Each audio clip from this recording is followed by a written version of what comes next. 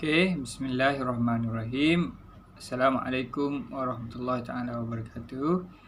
Bertemu kembali kita dalam ruangan pembelajaran bahagian ibadah.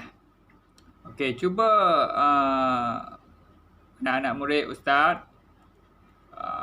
buka pada ruangan isi kandungan buku pendidikan Islam. Anak-anak murid ustaz, sila lihat pada ruangan bidang ibadah.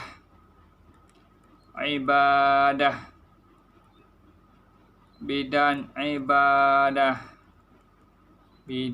ibadah. Okey, pada ruangan bidang ibadah, anak-anak murid ustaz akan jumpa satu tajuk berkenaan dengan solat tian agama. Unit 4, solat tian agama. Okey, muka surat 102.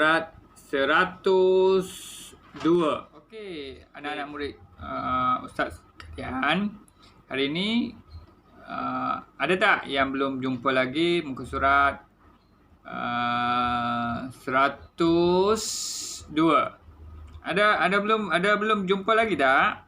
Okey, sekarang kita belajar solat tian agama. Okey. Apa itu solat tian agama? Murid-muridku sekalian, cuba anak-anak murid ustaz perhatikan apa yang terdapat pada gambaran-gambaran pada buku teks anak-anak murid sekalian. Mesti anak-anak murid sekalian akan dapat lihat. Yang pertama, seorang pemuda telah menunaikan solat di dalam hutan. Yang kedua, seorang pemuda telah ataupun sedang menunaikan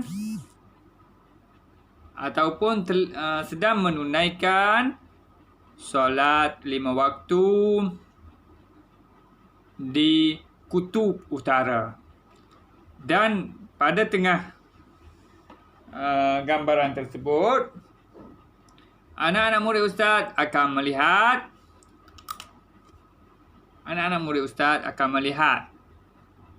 satu gambaran yang mana menunjukkan seorang pemuda sedang menunaikan solat 5 waktu di dalam bangunan.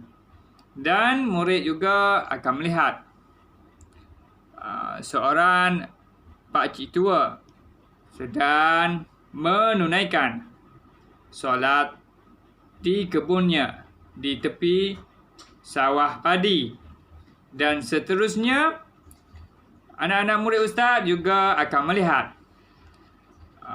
seorang pemuda sedang menunaikan solat 5 waktu di dalam apa ni ustaz? Di dalam apa? Di dalam kapal terbang. Bukan di dalam di mana ustaz? Di mana ni anak-anak murid sekalian? Di dalam kapal terbang. Okey. Okey, seterusnya akhir sekali, anak-anak murid ustaz akan melihat situasi seorang pemuda menunaikan solat 5 waktu di dalam kapal laut ataupun apa? Kapal laut kan? Kapal laut ataupun sampan. Okey, ataupun bot. Okey. Dan situasi ke-66 itu menunjukkan terdapatnya perbezaan yang ketara. Situasi di mana pemuda-pemuda, pakcik-pakcik menunaikan solat 5 waktu. Okey, mari sama-sama bacakan sepotong ayat Al-Quran, surah An-Nisa. Yang mana? Mari sama-sama ikut Ustaz. Inna as-salata kanat 'alal mu'minina kitaban mawquta. Yang bermaksud apa? Sesungguhnya solat itu ialah ketepatan yang diwajibkan. Ketetapan yang diwajibkan kepada orang yang beriman, yang tertentu waktunya. Okey. Mengapakah setiap Muslim perlu menunaikan solat? Ini persoalan yang timbul. Kenapa? Okey, kenapa kan? Okey, dengan itu Ustaz mahu kamu lihat halaman seterusnya, iaitu 103. Ini adalah kefarduan solat. Apa itu solat? Pengertian solat. Okey, cuba kita baca sama-sama. Solat ialah perkataan dan perbuatan tertentu yang dimulai dengan takbiratul ihram dan diakhiri dengan salam. Okey. Mungkin anak-anak murid Ustaz telah mengetahui sedikit apa itu solat. Dan untuk memahaminya lebih lanjut, cuba ikuti seterusnya. Setiap orang Islam yang cukup syaratnya wajib menunaikan solat 5 waktu. Okey. Apa itu solat 5 waktu? Zuhur. Dimulai dengan subuh. Lepas subuh, zuhur. Selepas zuhur, asar. Selepas asar, maghrib. Selepas maghrib, isya. Okey. Cuba kita lihat subuh. Subuh, waktu solat subuh bila? Daripada bila? Daripada mulanya terbit fajar shadiq. Okey, akhir sekali terbitnya matahari. Terbitnya matahari.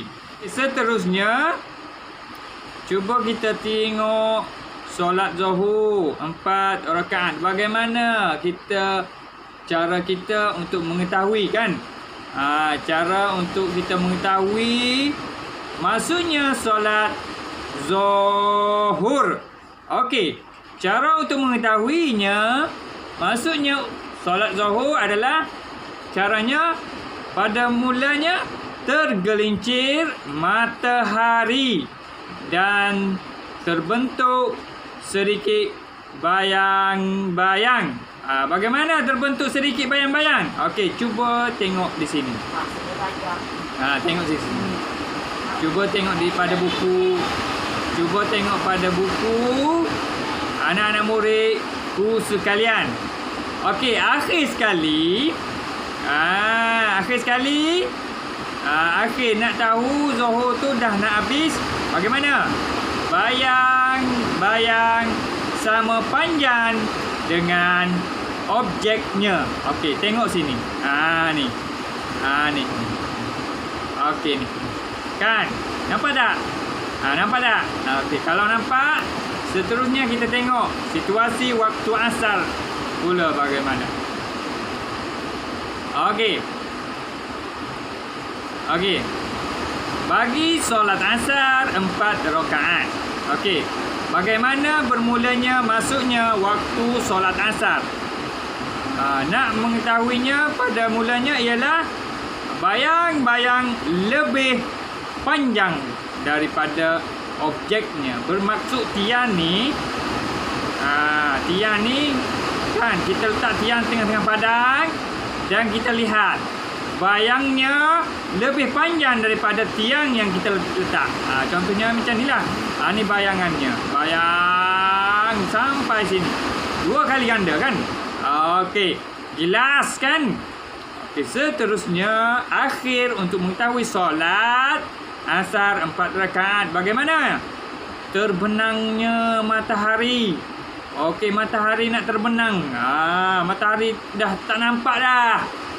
Itu adalah waktu di mana solat asar sudah pun habis, sudah pun mengakhiri.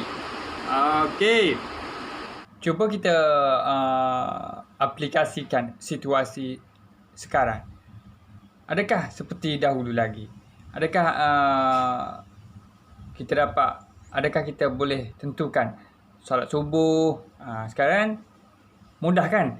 Kita nak tahu, kita nak mengetahui solat subuh masuk dengan kita mendengar laungan azan.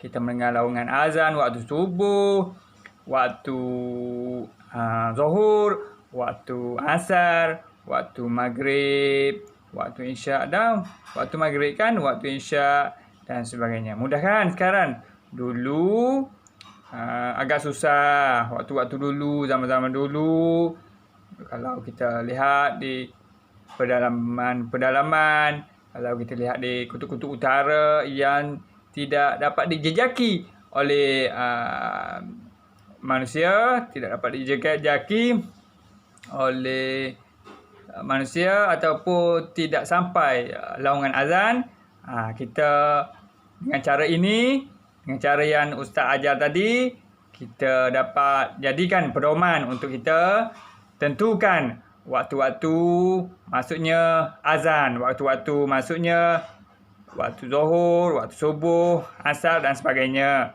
Okey.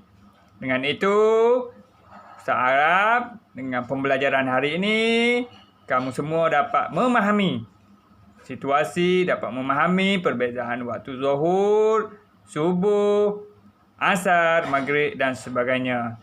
Dengan ini, Ustaz dengan lafaz Bismillahirrahmanirrahim, Ustaz tutup pembelajaran kita dengan tasbih, kafarah dan wal asr. Assalamualaikum warahmatullahi wabarakatuh.